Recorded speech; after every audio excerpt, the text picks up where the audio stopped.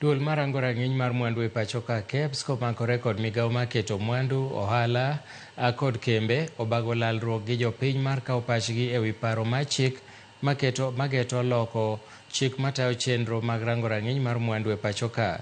Paro mar chik ni geto timo lokruok ne chikno mosetiyo chakre higa mar 74 mondo mi oti kaluwore gi katiba manyien. Jagoro mar chenro mar kembe Rastus Kateve owacho ni paro mar chikno geto bende keto lwasi maber ne joti gi mwandu kod rito alwora.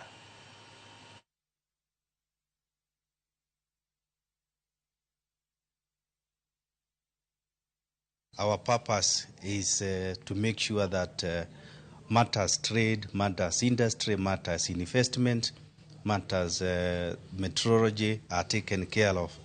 As you are aware, a 50-year-old bill means we have not aligned it also with our 2010 constitution, which we celebrated 15 years in August. We are really encouraging the stakeholders from North Rift region to come and give us their input so that the new bill or the new act which we intend to amend is more effective to protect their interests.